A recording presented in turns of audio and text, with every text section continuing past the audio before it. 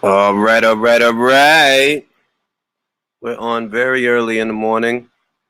I do not usually go live at this time, but I wanted to make it a point to go live early because I'm trying to catch somebody in their time zone, somebody who's in a different part of the world. You know what I'm saying? So, yeah, let's see. Let's see if this is up and running. Yes, sirree, Bob. I'm back. So I'm up early in the morning, Well, not really early because by this time I'm actually already at work. So this really isn't early for me. Early for me is about 5 a.m., to be honest. That's usually around the time I get up due to, body clock.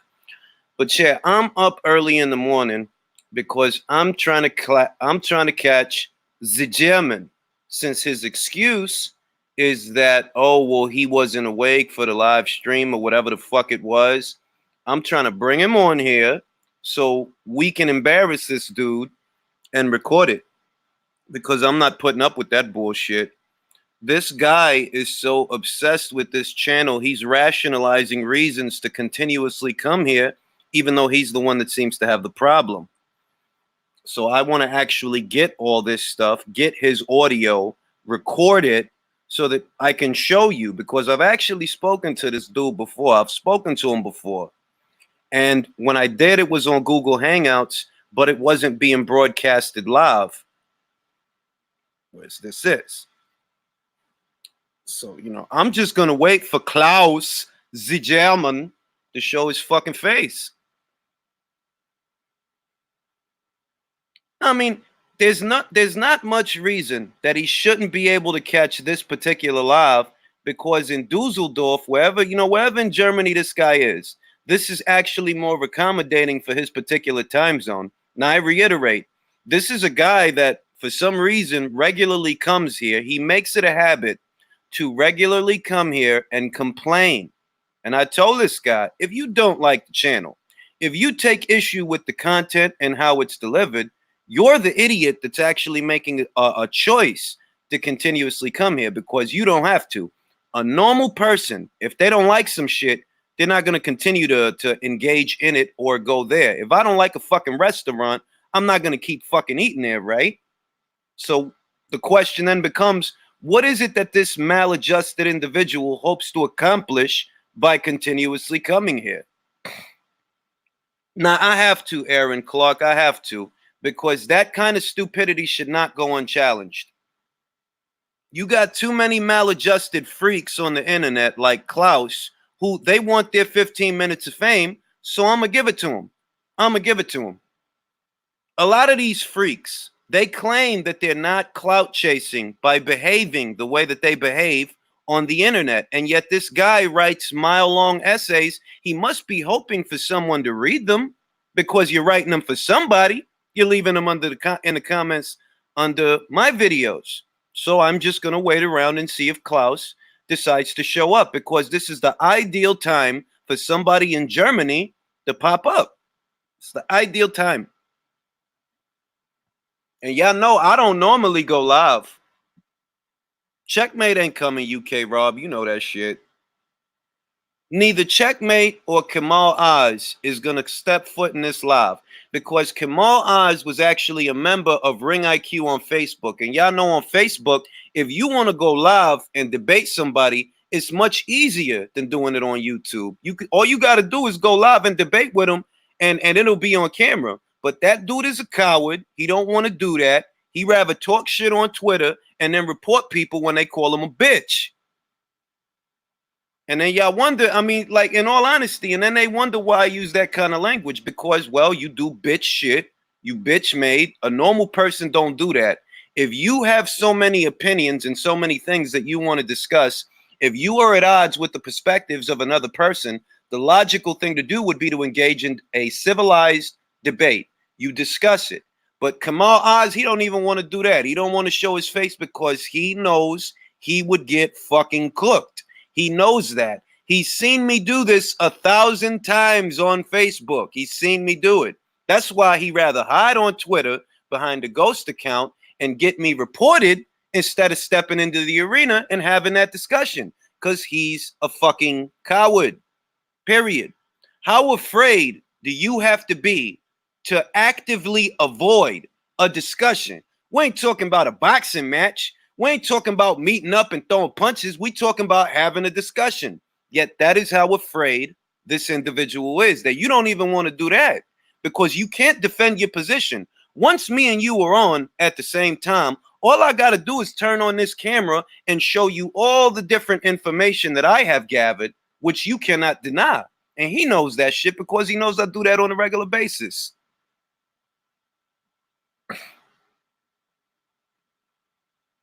So I'm going to wait for Klaus.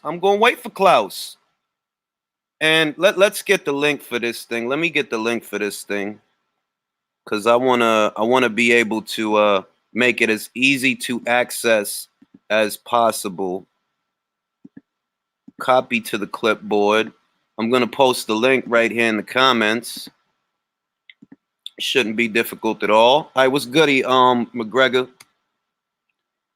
You know what I'm saying? I'm still waiting, Jerry B. I don't think that there are too many more excuses that he can make because this is a very accommodating time of day to have a discussion with someone who's in that part of the world. So there aren't too many reasons that he shouldn't come on here and talk his shit so that all of you can find out how fucking stupid this guy really is. Remember what this guy's saying. He's saying that Tyson Fury does not struggle with volume punches or pressure fighters because he handled Derek Chisora easy in the rematch. But he wants to ignore the first fight, and he wants to say that, oh, it's because Fury was 22 years old. That's why, you know, he had more trouble in the first fight. It's because he was 22 and Derek Chisora was 27. We're going to get into that shit, man. As soon as this clown decides to show his face, we're going to get into it. Because that's the comment that he left for me to read. He said he's located in Germany, McGregor. He said he's located in Germany, so this is an accommodating time for him.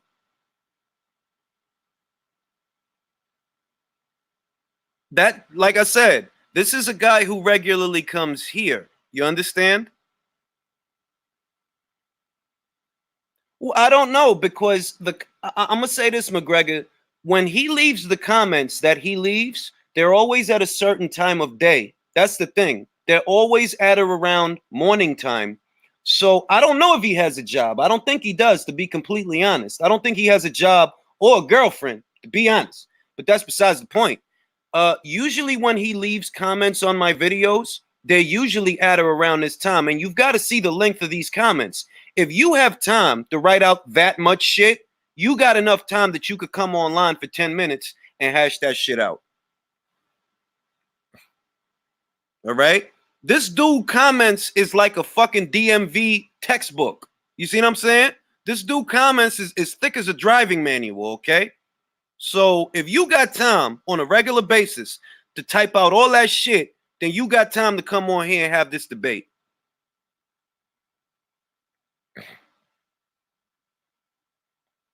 Well, this is the thing, Paul B. In the video that I made about the Otto Verleen fight, in the video I made, we all know that Tyson Fury is a pure boxer. And if pure boxers have any kind of kryptonite, it's volume punchers and pressure fighters. They do not like someone who's willing to stay in front of them, stay with them, and keep throwing punches barreling forward. It's for this reason that Tyson Fury struggled in the first fight with Derek Chisora. He didn't struggle in the second fight. No, he didn't. But that's because he had the experience from the first fight to draw from. Of course, you're going to have an insight into fighting Derek Chisora when you fucking fought him already. Of course, you're going to do better in the second fight. You done fucking fought him already. But in the first fight, he did struggle. In the second round of the first fight, Derek Chisora threw an overhand right that damn near knocked out Tyson Fury. He literally got frazzled by an overhand right that Derek Chisora threw in what was only the second round of that fight. He struggled with Derek Chisora because pure boxers struggle with pressure fighters and or volume punches. Most people know this. Guys like Lara, Rigo, Fury, long distance fighters that they're really not combination punches. They like to move around the ring. They like to fight on the outside. It's a reason that they fight that way. There's a rhyme and a reason behind that, and it's that they don't want to get into a war. That's not their forte. Motherfuckers know that. They don't need me to tell them. Possibly Fat Apples, because Dillian White does know how to apply pressure. Dillian White knows how to get on that front foot and really get in somebody's face. But to Dillian White's credit, he's not limited to that, because we saw that he could fight an educated and mature fight in the Oscar Rivas fight. That's a fight where he fought primarily behind his jab. Everything was set up off the jab. He wasn't just throwing bolo punches and going crazy. Nah, he was fighting behind his left hand and being very careful, very economic, very mature performance. What's the matter, Joe? Hold on, y'all. I'm gonna turn on. I gotta put on some cartoons for my son.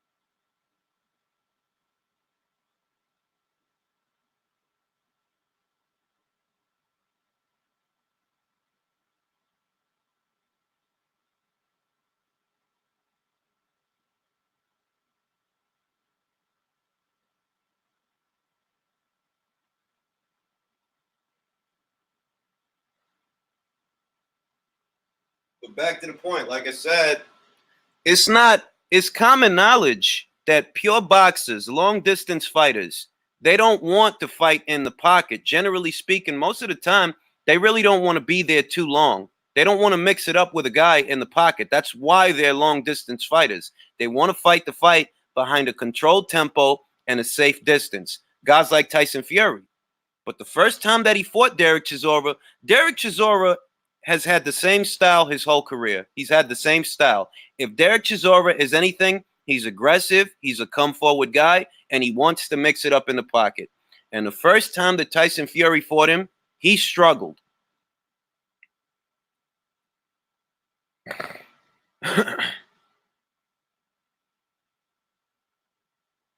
Oh yeah, Showtime's boxing schedule is I mean, I'm not trying to hate on Erickson Lubin, right? I'm really not. But at the end of the day, Erickson Lubin versus Terrell Gausha, who is excited about that, dog? I saw Terrell Gausha in action against Lara, and I don't want to see Terrell Gausha in action anymore. I'm sorry. That's as a consumer. If I'm a consumer and that is a product, I do not like that product. Terrell Gausha, he's solid kid. He can fight, but he's just not entertaining. So I don't know how much excitement, how much viewership they could get with that fight. I'm just being honest.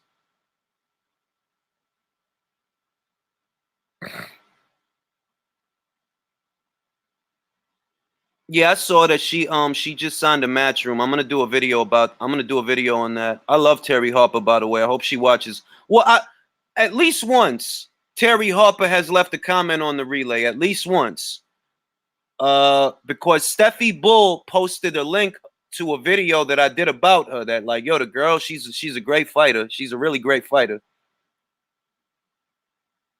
So I'm really happy that she's with Eddie Hearn. I'm really happy that she's with Matchroom, because now she could get those fights. But I'm not going to talk about, I want to do a video on that. I don't want to talk about that here on the live. I want to do a video on that because I specifically went live at this time of day so that I could catch the German.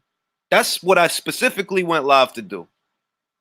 And if this dude doesn't show up, if he still manages to skirt around another live, all right, bro, you just making excuses. Because I done did it live late, I done did it live early, and neither one of them times you showed your fucking face. I made the link available in the comments, and this dude still don't want to show up. I think Spencer's gonna win on points. I'll do a fight breakdown, but I think Spencer's gonna win on points. Yeah, Quilla needs to retire, man. He need to retire. And I'm not saying that shit to be talking shit. It's not because he lost 2 fights. It's not because of that. It's because you can see that this dude, his heart really not in it. And if your heart is really not in it, it's not safe for you to be there. You gotta want to be there. You have to want to be there. It's not like punching in a clock and going through the motions. This is the sport of boxing. It's the hurt business, and you have to want to be there. But when your motto is to consistently take the path of least resistance, you are putting yourself in danger. If you don't want to be there, you simply shouldn't be there. That's like honestly.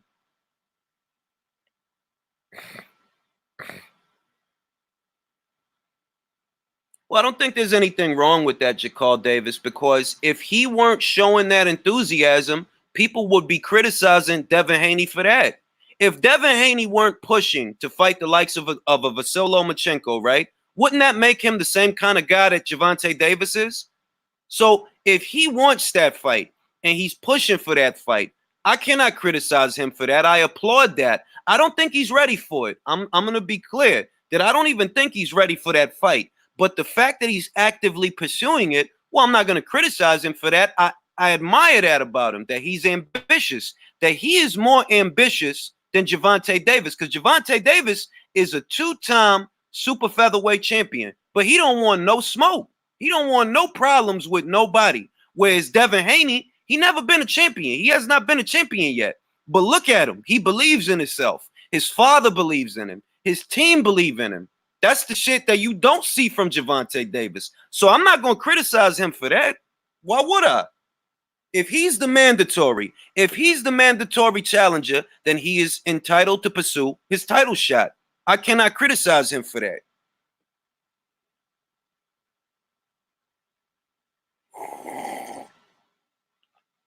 Still waiting for motherfucking Klaus to show his face with his stupid ass arguments.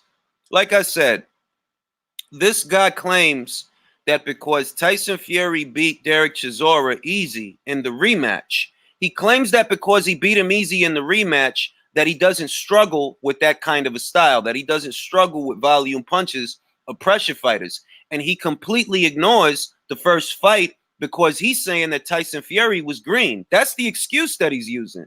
That, oh, Tyson Fury was 22 and Derek Chisora was 27. As if that's the first time a guy ever fought someone that was 5 years older than him. Derek Chisora was not a world champion. He wasn't even a world level contender yet. So that excuse goes right out the window. Derek Chisora and Tyson Fury were both competing at the domestic level at that time. Neither one of them had ever fought a world-class fighter yet. So that excuse goes right out the window.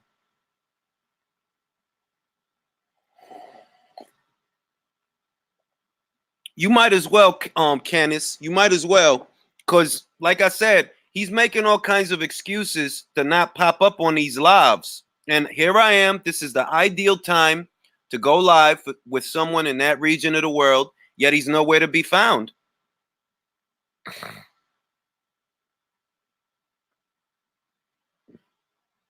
But yeah, I do have Spence winning that fight. I'm not gonna talk too much about Spence versus Porter on this live. Maybe we'll do a group live later on this week. I'll bring on McGregor, Beats. I want to bring on Dan the Man too. If he's listening, I would like to bring him on. I'm mad. We could all hash it out. We could all discuss it. Burchell versus Sosa is not a dope fight, Sean. It's not. It's not a dope fight. If Jamel Herring wanted to unify with you, then Jason Sosa is not a dope fight. It's a good fight, but when I compare that to the fight that you could have had, I would have rather see Burchell versus Herring than Burchell versus Sosa.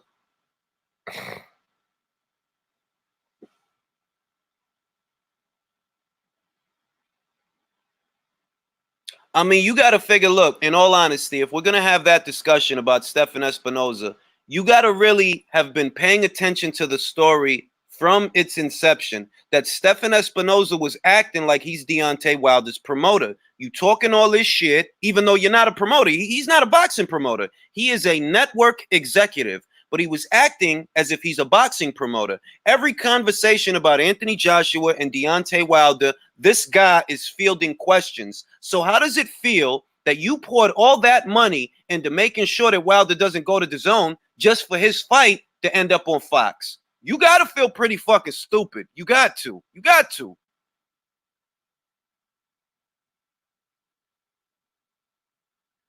Don't tell me that Herring isn't going to bring it because he fights behind his jab. I know what kind of fighters you like, Sean. You like them guys that really don't box. It's funny because you got boxing fans that like guys that don't box and they think that's boxing. Just because a guy lets his hands go, that doesn't mean he's doing any actual boxing.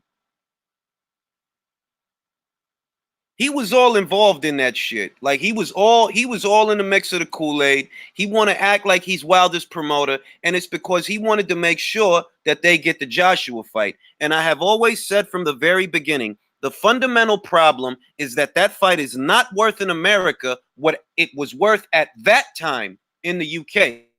If Anthony Joshua is making more money, a lot more money in the United Kingdom than Wilder is making in the United States, then the place for that fight would be in the UK.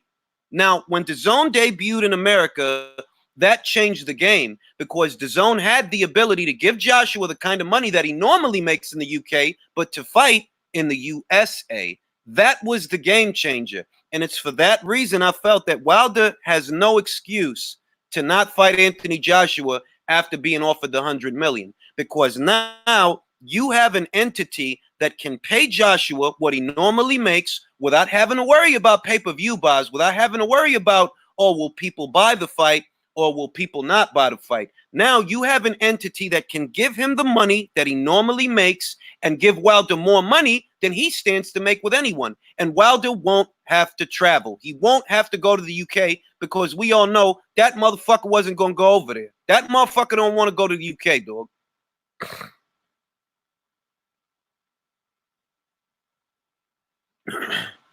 He might get beat by Roach, but what the fuck does that have to do with Bachelt, Sean? That doesn't have nothing to do with Miguel Bachelt. The difference between Wilder and Joshua is that Al Heyman tells Deontay who to fight. That's the truth. That is the truth. That Anthony Joshua has more of a say-so in his career than Deontay Wilder. Everybody seems to forget that Vladimir Klitschko said in plain English, way back when, he said, I know Wilder's people, and I know that he has a lot of decision makers behind him. They make the decisions for Wilder. Wilder don't make the decisions. And that's the biggest difference. One of these guys is a slave, and one of these guys is not a slave.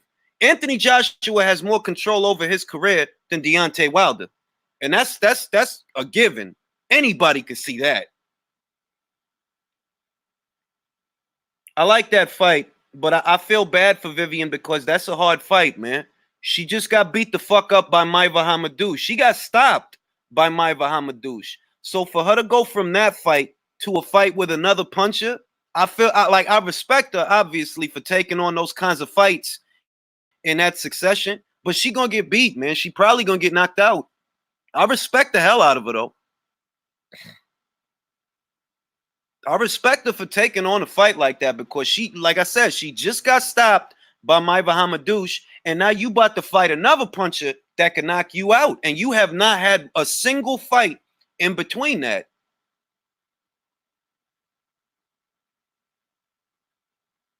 But back to the point, Wilder's a slave, man. Wilder's a slave, and that's anybody could see that, dog. He does what he is told, okay? It really is that simple. In the beginning, you know, when they were trying to stop Wilder from going over to DAZN, the main reason behind that is because they want to maintain commitments to their broadcast partners. That's your Fox, that's your Showtime. They want to give the assurances that no PBC fighter will stray from the flock. They want to give those assurances to the broadcasters that they're in bed with. At that time, okay, it's Showtime. But you see how it worked out. Showtime put up the cash to make sure that Wilder doesn't go to DAZN. They didn't even match their offer. They didn't. DAZN offered him $20 million for that Brazil fight. Whereas Showtime, the reports, they show that either they put up, I think it was $9 million to $12 million, something like that, something in that neighborhood. But they didn't match DAZN's offer. And the only reason they put that extra money up, it's not because Brazil is a big fight. It's not because that shit is gonna make a lot of money and they want to make sure that they get it. The only reason they put up that extra money was to make sure that Wilder stays on that side of the street, only for him to end up going to another network. So they got to be feeling fucking stupid. They got to. They got to. Remember, everybody already knew that Wilder was going to fight Brazil. Before DAZN offered him the $100 million, when the Tyson Fury fight fizzled out, everybody already knew he was going to fight Brazil. And everybody already knew, well, this dude ain't going to make no motherfucking, they ain't going to pay this motherfucker no $20 million for that fight. Showtime is not going to give him that kind of money for that fight. But if Showtime decided to give him more money, it's not because it's a big fight. It's only because they had to try to compete with DAZN's offer. That's the only reason he got more money. If anything, he should be thanking Eddie Hearn. Because if it wasn't for Eddie Hearn, if it wasn't for John Skipper offering him that $20 million for Brazil, Showtime wouldn't have given him extra money. They would have given him probably $5-6 mil tops. He wasn't going to make originally. The dude was not going to make no 12 mil or what. He wasn't going to make that for the Brazil fight. If he ended up getting extra money off the top, it's because Showtime had to compete with DAZN's offer. That's the only reason they gave this dude more money. Do you agree with Hearn that you think Wilder signed a 3-fight contract so he has to fight Old Man River on Showtime? And maybe that's why Ortiz dodged $7 million for AJ and Wilder also? I'll put it this way.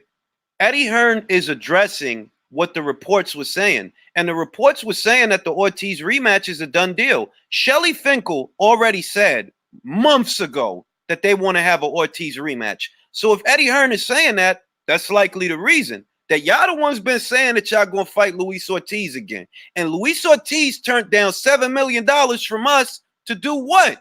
To do what? This dude has not fought nobody yet. So it would have to be because he's already got something going on. But then that would make, I'm going to tell you something.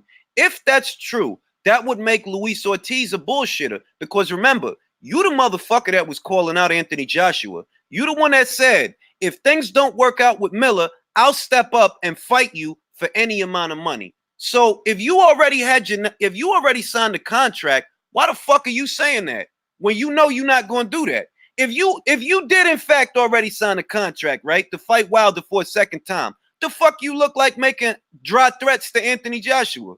You full of shit. You doing that lavish shit that, yeah, I'm going to talk shit, but I'm never going to move up to fight you, Triple G. I'm never going to move up. I'm going to sit down here and pretend that I'm important enough that you will come to me. That's that same shit Lara was doing.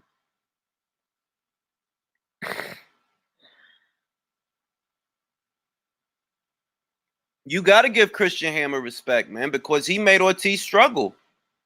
If Ortiz was every inch the fighter that Wilder's fans make him out to be, because these are not Luis Ortiz fans. These are just Wilder fans trying to inflate that victory. If he was every inch the fighter that they make him out to be, he would have stopped Travis Kaufman. He would have stopped Christian Hammer, okay? He would have stopped those guys. Because if you put them same fucking guys in there with an Oscar Rivas, if you put them same fucking guys in there with a fucking Hergovic or a Joe Joyce, them guys is getting stopped, dog. They are. So if Ortiz is every inch the fighter that they claim he is, he would have stopped those guys, man. I'm not saying he's a bad fighter. And to this day, I still say Ortiz is a good win. But the problem with Wilder is that you have been around too long for this to be the only real victory that you have. This is your best victory, Luis Ortiz. But you have been in the game 10, 11 years. You have 41 professional contests, and all you have to show for it is a victory over Luis Ortiz.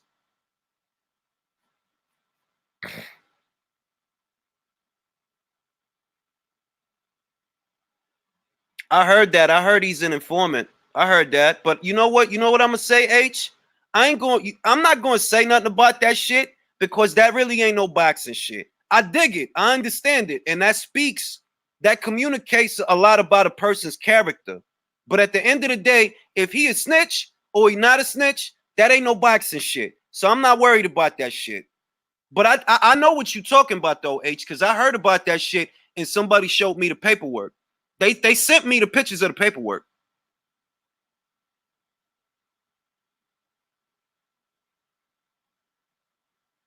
Yeah, I remember that Rick Glacier said that shit. And you know what? This is the truth. I'm not gonna pretend that Rick Glacier doesn't have his biases. He does. But when he says that, and I look at Luis Ortiz, it's not far fetched to say that he might be in his mid 40s. It's not far fetched. He could be. I don't know because even though Dubois has a little bit more experience, I like Joe Joyce. I mean, I like Daniel Dubois' punches. They're a little snappier. They're straighter. You know, he doesn't throw a lazy jab like Joe Joyce. Like his jab is sharp, it's crisp, and when he follows up on it, it's fast. You know what I mean? It's so I could see a situation where if Daniel gets a little bit more experience, he could beat Joe to the punch. Grown man boxing, shut the fuck up because he ain't lie about nothing. He ain't lie about nothing. That the dude is an informant, that's a fucking fact, dog. So you a fucking hoe for trying to get mad at him. You a hoe. Cause he ain't lying about shit. That the dude is an informant, yeah, that's true, dog. So what the fuck are you mad about? That's what I'm saying, Mr. Two Hands Up. I think Dubois would beat Joe Joyce. Give him a little bit of time though. Give him a couple fights. Give him 3 fights. And I think he could beat that dude, man. Because he's sharper. He's sharper. And he could take a punch.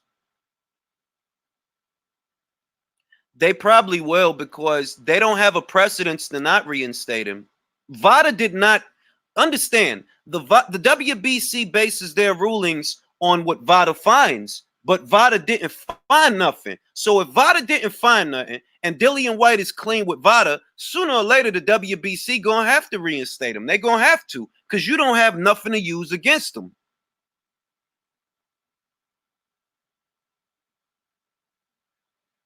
You ever think about showing up to these press conferences so you can ask these fighters the real questions? I thought about that shit and I'm still thinking about it. The issue is, okay, if you're going to make an endeavor to become a member of the press, you're going to need some startup money because you're going to have to travel. You're going to have to travel to the fights. You're going to need hotel money. You know, it's not like, oh yeah, it's in my city. If I was still living in New York, then whenever something's going on at the Barclays, I could just go to the fucking Barclays. But I don't live in New York no more. So it's a different situation when you have to have the money to travel. You have to have the money to travel. You have to have hotel money. Obviously, you're gonna need some spending money too. You ain't just gonna be there starving and shit. Motherfucker gotta eat.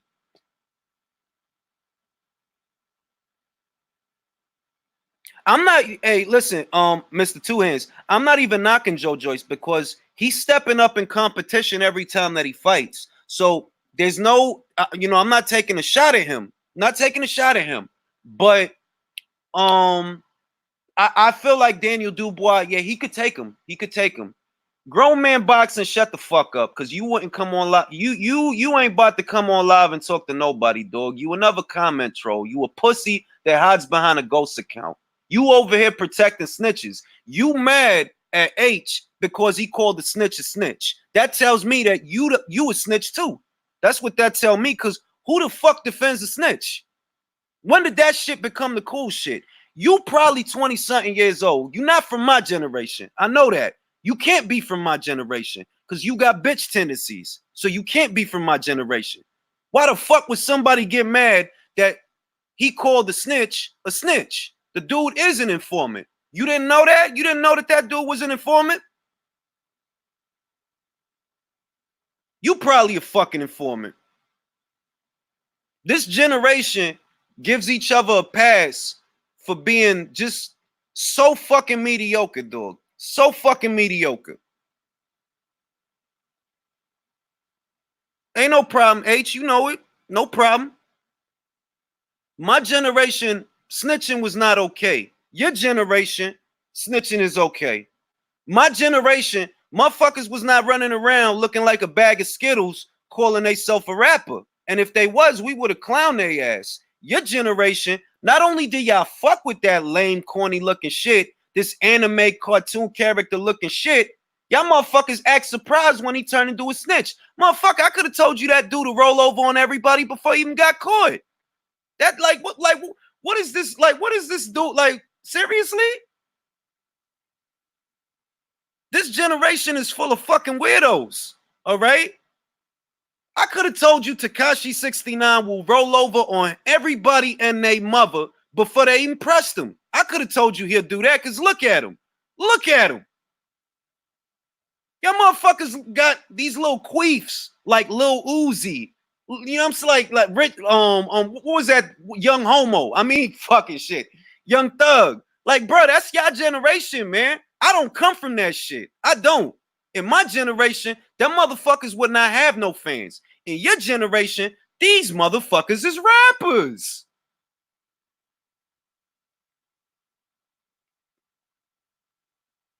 Now, he ain't under my skin. I'm just saying what it is, Godwin. He ain't under my skin. I'm just saying what it is, that this generation is full of a bunch of fucking weirdos.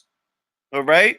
This generation is not like my generation. Remember, Lil Kim did the time. Lil Kim did the time to not roll over on nobody. She did the time so that she would not do what Tekashi is doing. And that's what we come from. Old heads. That's what we come from. They're like, bruh, snitching is not cool, bro. Snitching is not cool, dog. But in your generation, in this generation, oh yeah, y'all think that shit is cool. That shit is okay. To your generation, that shit is okay. My generation, Lil Kim, she did the time so that she wouldn't roll over on nobody, bro. That's what my generation was like. What's your generation like? You got dudes wearing fucking halter tops, tube tops and shit, like they about to go to Planet Fitness, and you call those rappers. Exactly. Sean did his time. Sean did his time.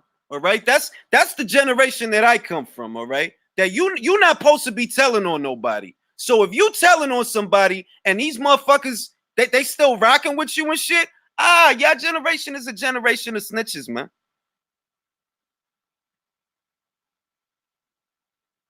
He said he don't even let his daughter watch Stuart Little or Ratatouille. I dig it. I dig it. Like, it all sound good. Like, yo, all these guys that is running around right now, these is motherfuckers that would get extorted, dog. Could you imagine a young thug in the death row era?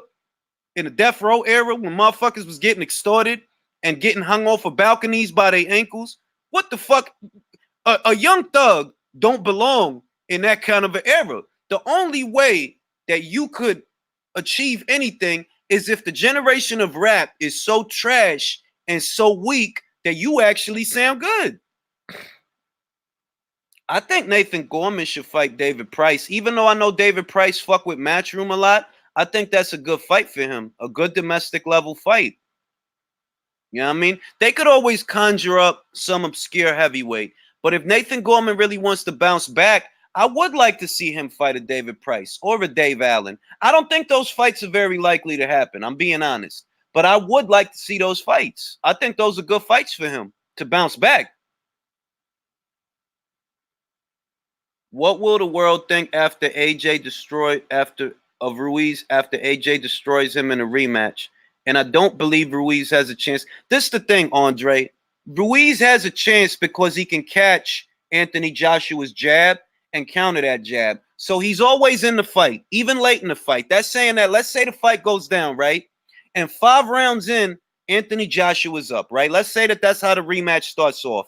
Even in a situation like that, Ruiz is still in the fight because he's a counterpuncher. He's a counterpuncher that can really hit. So it's not over. With a guy like Ruiz, it's not over until it's over. He is always in that fight.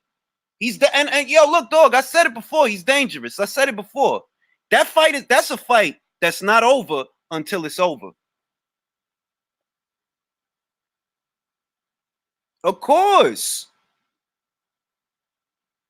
That true shit, unbiased boxing talk. True shit. But yeah, look, we've been on here. How long I've been on here? About 45 minutes. The German is nowhere to be found. But watch him pop up 2, 3 hours later talking shit. Talking shit.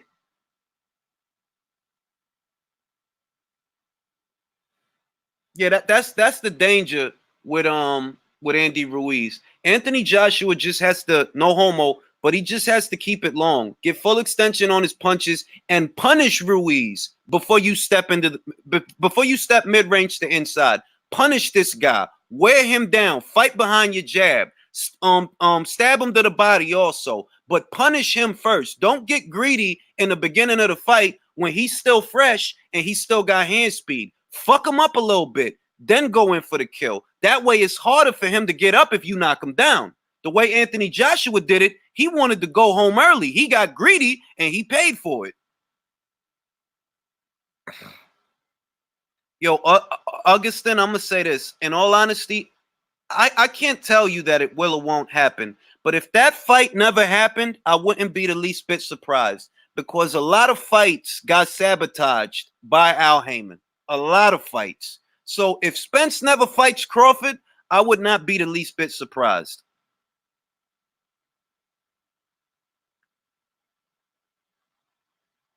And that's why Anthony Joshua has to use his legs. Take that half step back. As you see he's inching forward and you pumping out that jab, take that half step back and walk him into a right hand. Walk him into a big right hand.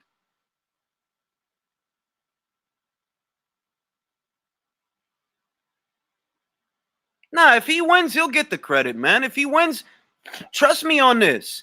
If Anthony Joshua wins, his celebrity is going to be amplified if he wins that fight.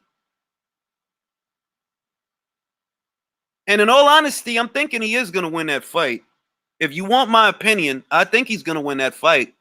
But if we're going to talk about nuts and bolts, he's got to punish Andy Ruiz and batter him before you go in for the kill. Before, you scored a knockdown and you got greedy. So you thought you was just going to put him away early, and he was still fresh. That's why he popped right back up. He took the punch well. He picked himself up off the canvas, and he was able to deal with it.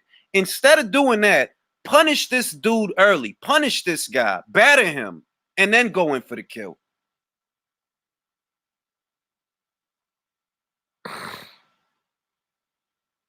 Well, I'm going to say this. And on the global stage, Andre, on the global stage, boxing is doing very well. But as far as what PBC is doing, on one end, Spence versus Porter is a good fight. So I'm not going to complain about that. It's a good fight. Pacquiao versus Thurman was a good fight. But the illusion is that they making good fights on a regular basis. No, the fuck they not. They not. They're not making good fights on a regular basis. Peter Quillen versus Alfredo Angulo, right? While the fight might have been entertaining, it was entertaining for the wrong reasons. A guy like Peter Quillen is supposed to beat an Angulo easy, but you got so many fat and happy fighters that they take their eyes off the ball and they end up getting upset by somebody else. Do you agree with Teddy Atlas that the mafia controls boxing as bad as it did? I don't know about now, man. Perhaps. I don't rule it out. But let's put it this way. The mafia is not today what it used to be, man. Organized crime is not today what it used to be. It has changed.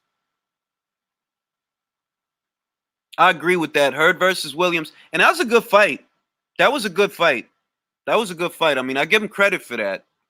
But Quillen losing to Angulo is the shit that I be talking about. They're like, look, when you paying guys, I'm not going to tell you that it's right or it's wrong. If you want to pay fighters a lot of money for basic ass fights, go ahead. I'm not going to tell you that's wrong. All I can say is that there's consequences to that shit. If a guy can make real good money fighting fucking, whoever and whatever, he going to lose his hunger. He gonna lose his competitive drive because he know, bro, I could fight so-and-so and so-and-so, and I'm gonna get like $500,000 or $1 million. So I don't need to be sharp, dog. I don't need to worry about Billy Joe Saunders. I don't need to worry about Callum Smith because I'm gonna make $1 million or close to it fighting Joe Blow.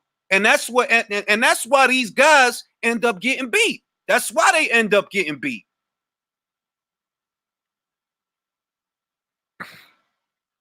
That's why they end up getting beat, because they get comfortable. And the basic idea is, look, this is how Top Rank treated Eleider Alvarez after he lost the second Sergey Kovalev fight.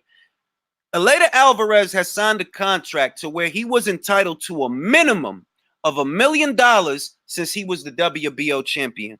When he lost to Sergey, they renegotiated the contract for a lesser amount of money. Why? Because you're not a fucking champion, bro. So we're not going to give you $1 million unless you got a belt.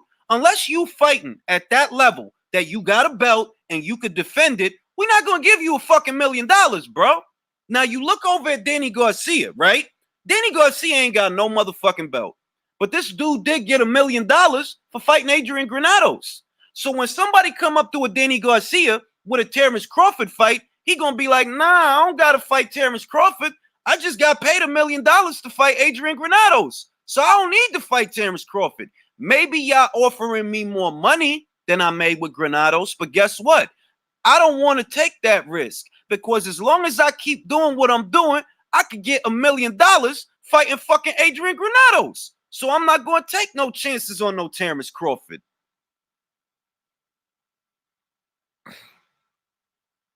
And I reiterate, I'm not going to say that it's right or wrong to overpay fighters. I'm not going to say that. Pay them what the fuck you want to pay them. But at the end of the day, it's causality. That's what the fuck happens when you paying dudes to fight in fights that don't really got a lot of risks. That's what happens. Motherfucker not going to be worried about a Terrence Crawford when he could get $1 million fighting an Adrian Granados or a Brandon Rios or somebody like that. You ain't going to be worried about being in risky ass fights when you know you going to make buku dollars fighting who the fuck and what the fuck. I agree with that shit, Mr. Two Hands Up. I agree with that shit. Exactly. He turned down $3 million, a pay-per-view upside, and a title shot at Terrence Crawford. He turned all of that down. But why? Is it more money? Yes. But from where Danny's sitting, bro, why risk what I got going on when what I got going on, nah, it's not risky, but I get $1 million for winning fights I'm supposed to be able to win. Now let's say Danny Garcia was only getting 200,000 or 300,000 or 400,000. Bro, you'll jump at that Terrence Crawford fight. If you was only getting that, if you was only getting 500,000 a fight or 350,000 a fight, you gonna jump at that 3 million because you know you ain't making that. But if you making a comparable amount to not take no risks, don't cross no streets, of course you gonna pass on Terrence Crawford. The fuck you gonna risk something with Terrence Crawford when you can get $1 million fighting in fights you supposed to win? Like Heyman Aram are destroying the legacy of U.S. boxing by listen. Al Heyman is the one marinating shit, not Bob Arum. I want you to pay attention to Artur Beterbiev, signed to Top Rank not that long ago. He had one fight. That's it. One fight. His very next fight is what? A unification fight. So it's not Bob Arum that's marinating shit, bro. It really ain't. It's not Bob Arum. That's how I told everybody. If Artur Beterbiev goes to Top Rank will make the unification fights. They will make those fights. And lo and behold, they made that fucking fight fast, dog. It didn't even take long.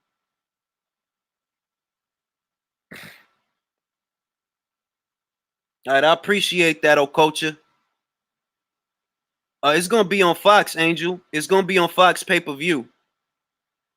Exactly, OD Loke. He's trying to milk the fans. Look, I'm going to put it to you this way. All right? Al Heyman takes fights that they're decent fights, and he inflates them to where he thinks they got to be on pay-per-views. Like, look, Spence versus Porter is a damn good fight, right? It's a good fight. But Porter doesn't have the following that some other fighters have. So it is questionable how the fight's going to do. Was there a demand for the fight? Is this the fight that people are clamoring to see? Any fight, right, that is a halfway decent fight, Al Heyman will turn it into a pay-per-view. That's what he'll do. Any fight that is a halfway decent fight. And in the mean between time, he'll give you a bunch of bullshit fights like Quillen versus Truax. Gaucher versus Austin fucking Trout. You know what I mean? Like, bro, I don't want to watch that shit. Lara versus Canelo's brother. Bro, I don't want to watch that shit. That's a bullshit ass fight. It should have been Lara versus Lubin. I would have watched that fucking fight. If it was Lara versus Lubin, I would have watched that fucking fight. Because that's a good step up for Lubin. And we know that Lara's on the slide. He might win it because he got more experience, but he might not because he's on the slide. So if it would have been Lara versus Lubin, I would have watched that shit. But now you got Lara fighting Canelo's brother, who ain't done shit at junior middleweight, and you got Lubin fighting fucking Terrell Gausha. Bro, I don't want to watch that shit. I mean, I'm not. It's a solid, like for Erickson Lubin, it's a solid fight. But this is the kind of fight that he should have had before he even fought fucking Charlo. He should have been fighting the Ishe Smiths, the Terrell Gauchets. He should have been fighting them guys before he fought Charlo. Instead, they doing it backwards. He fighting them guys now. I dig it. I dig it. I just ain't excited about it.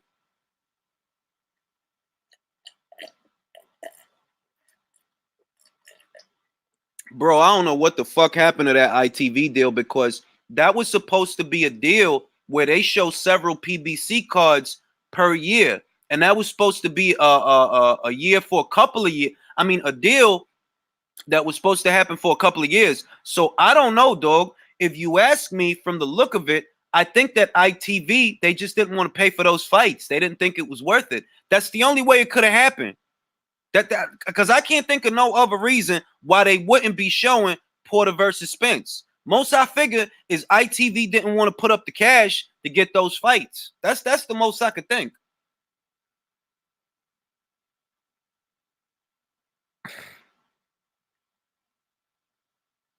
DAZN is growing worldwide. Meanwhile, PBC and ESPN are just focusing on the United States. Yeah, I read an article from World Boxing News that DAZN is the #1 global sports app on the planet. But like I said in my other live, if you go to a LDBC channel, right, they're not gonna tell you that. They're not gonna tell you that. They gonna tell you shit a certain way, but they're not gonna tell you that. They're like, yo, look, DAZN has emerged as the #1 sports app on the planet. The #1 sports app. These was the guys that was saying that no good fighters would go to DAZN. Do you remember that? They said that shit. That ain't no good fighters gonna sign to DAZN. But lo and behold, they got Canelo. They got fucking Golovkin. They got Usyk. They got Estrada. The fuck? They got Andre. They got Jacobs. They got Saunders. They got Callum Smith. But you saying, nah, I ain't gonna have no good fighters over there. They ain't gonna have no good. Yeah, I ain't, motherfucker. That's what you hoped would happen. That's what you thought. And it did not happen that way, bro. It didn't happen that way. You think Al Heyman, do you think that Al Heyman wouldn't like to have Canelo Alvarez on his side of the street? Of course he would. But he don't have him. DAZN has him.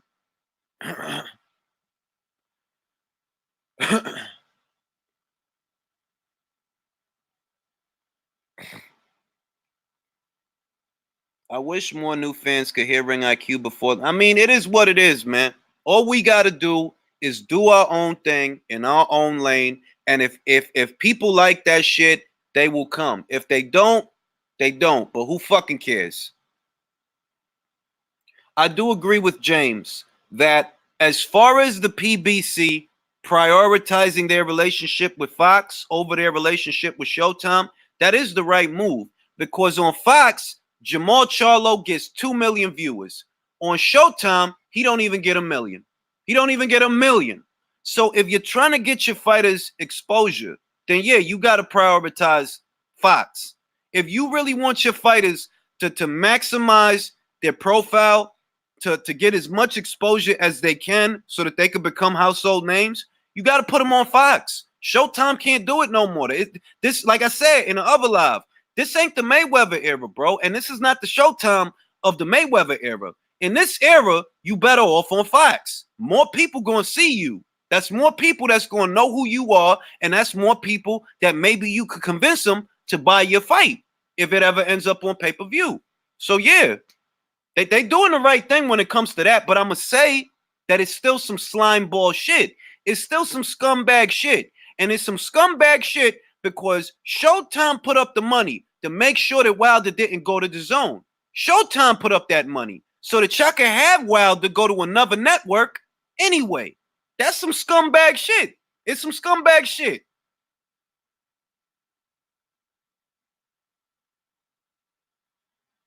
What's more likely next summer, Callum Smith versus Saunders or Canelo? Love it to be Canelo, but I mean, Canelo's a realistic option for the winner of that fight. I mean, it don't have to be either or. It could be Smith versus Saunders versus and the winner of the fight versus Canelo, because I don't think that Canelo is going to go from 175 straight to 160. He's going to have to make a pit stop at 168. So he could fight the winner of that fight. He could fight the winner of that fight. Why not? That's a good fight.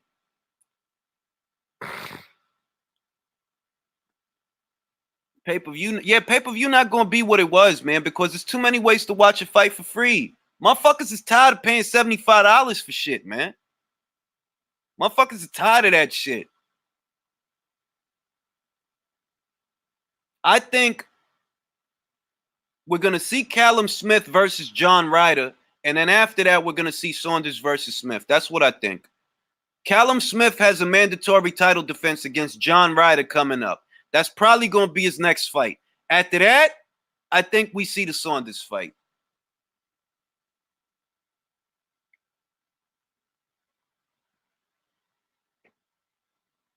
I could see PBC being 2020.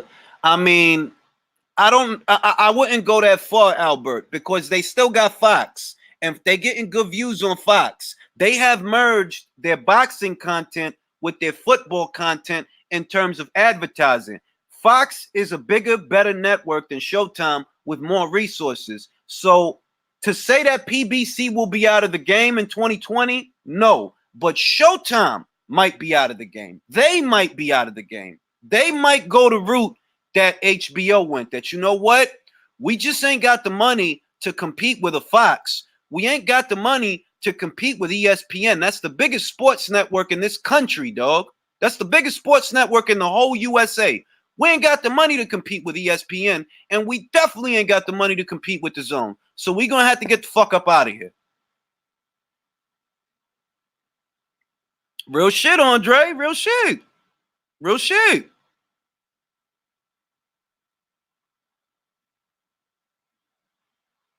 Force Andre. We'll see. Because in all honesty, I could see Triple G fighting Callum Smith more than I could see him fighting Andre. Why? Because of the UK fans. They know it's more money in that shit. If you bill it as a pay-per-view in the United Kingdom, they're going to make a lot of fucking money with that shit, man. If not because of Callum Smith, because of Triple G. It's the same shit we just saw with the Lomachenko-Campbell fight, right? You got a hometown fighter who he's going to help sell tickets, but you also have a big name in boxing, and that's going to help sell tickets. They did great numbers, great attendance numbers with Lomachenko versus Campbell. That same principle could be applied to Golovkin versus Callum Smith. You're going to have people that know Callum Smith, one or two. You're going to have people from over there that they're going to support the hometown fighter, but you also got lots of people that would love to come out and see Triple G fight. So it's going to make money. And I think that is a more realistic option for Triple G than Andre, because I think Andre is a great fighter. I think he's versatile. I think he's dangerous, but he don't present that value. Not the same value that you could get fighting Callum Smith in a pay-per-view in the UK. You fight Callum Smith in a pay-per-view in the UK, you're doing good business. You fight fucking Andre in Rhode Island or Andre in Madison Square Garden, bro, you're not gonna get the same money, bro. You're not gonna get the same money doing that shit.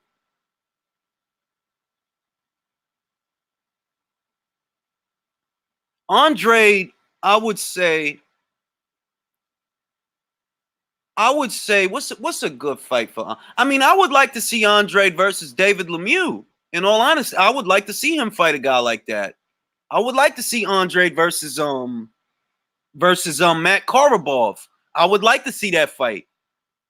You ask me, what does Andre need to do, right? I think what Andre really needs to do is just stay busy, okay? You can't wait on nobody to start doing shit. If you see that certain shit is not going on, you got to move on to the next shit. Like, all right, look. We know that Matt Korobov just made Jamal Charlo look like shit. So get me Matt Korobov so that I could beat the shit out of him. Because then what people going to say is Charlo struggled with Matt, but Andre didn't. That's the mindset that you got to have. They're like, all right, look, if I can't get Canelo and I can't get Golovkin, that shouldn't stop me from fighting. I got to keep fighting because people need to keep seeing me so that they could be the ones that start asking the question, when y'all going to fight Andre? That's what he need to do. I like Andre versus Jacobs, Douglas, but I heard that Jacobs might fight Chavez, so I don't know. Nah, OD Loke. I think he going to decision Porter. Porter got a chin, man, and Porter has never been an easy out for anybody. He never been an easy out for anybody. Check his resume, man. Before, like I said, I'm not gonna get into a breakdown here today. I'm gonna do that later in the week. But check Porter's resume, dog. This dude is a vet, man. You don't just knock out Sean Porter. If you do, that's saying some shit. That's saying some shit. But Sean Porter, he just never been an easy out, man. Ooh, that's a good question. That's a real good question. To be honest, I can't tell you, Albert. Saunders has fought slightly better quality of competition than Andre. He has. He fought Lemieux. He fought Andy Lee. He fought Willie Monroe. Who else? He fought Chris Eubank Jr. I mean, Saunders has the better resume. So if you're saying, okay, which one of them is more proven, then I would say Saunders. I would say that because he has the better body of work. They're both two division champions, the both of them. Andre was champion at 154. Now he champion at 160. Saunders was champion at 160. Now he champion at 168. But Saunders has the better resume. So you got to give him that he fought better people. He fought better people. I don't think Andre is crude. I think he's awkward. But because he's awkward, that actually works in his favor because he's harder to read and harder to work around. You don't understand this motherfucker. He mad fidgety. He moving around the ring. He's fainting. He's jabbing. He's doing all types of shit. You don't understand this motherfucker, so you don't know how to deal with him. So I think that Andre being awkward actually works in his favor, that he's not just your run-of-the-mill 1-2 outside kind of fighter, stick and move. Nah, he better than that. But it's because he's awkward.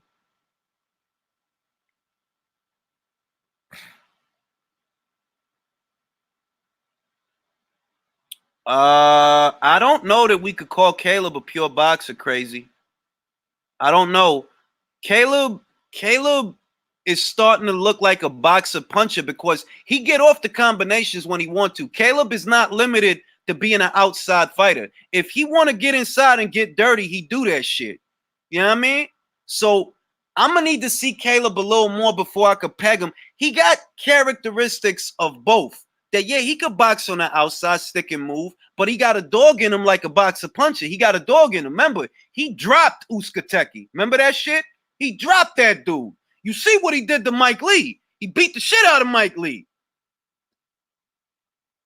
I don't know about him being very hittable. I don't know about that. Uskateki ain't hit him the way he was hitting what's his face? All of a sudden, Uskateki ain't shit. Did y'all forget Caleb Plant beat Jose Uskateki? Did y'all forget that? Did y'all forget James DeGale ducked Jose Uskateki? Did y'all forget that? All of a sudden, beating Jose Uskateki don't mean shit. Caleb could fight, man.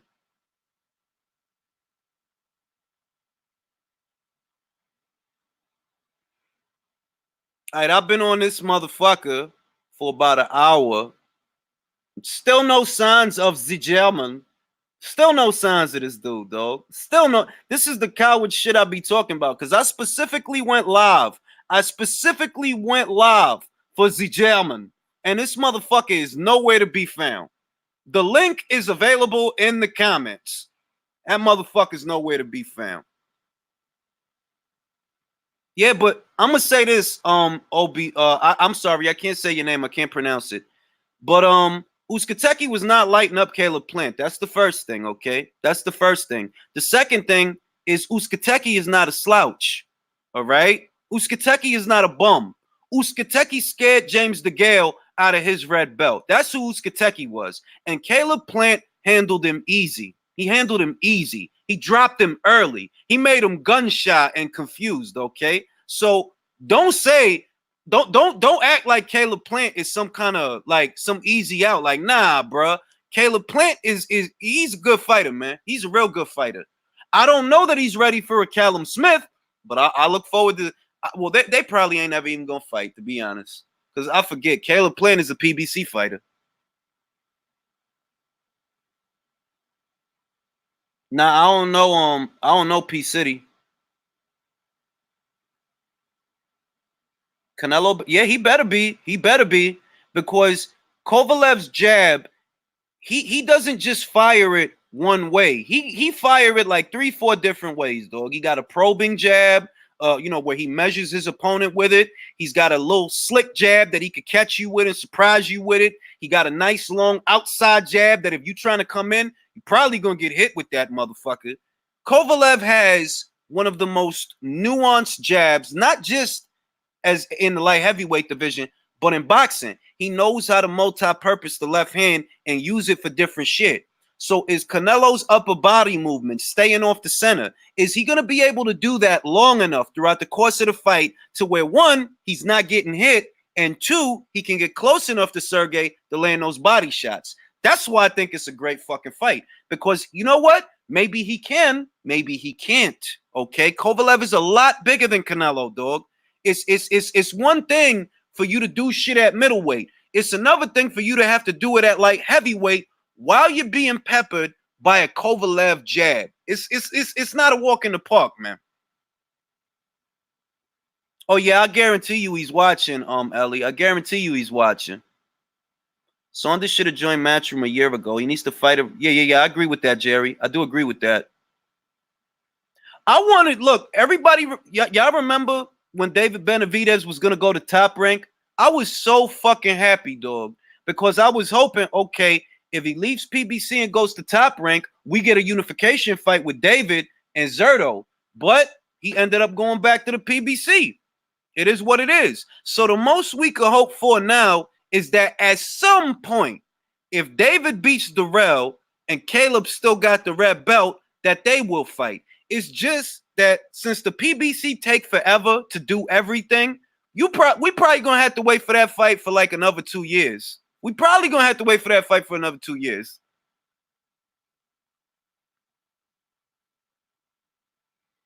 Anyway, man, that has been this morning's live. But peep this shit. I might do another one later on today. So stay motherfucking tuned.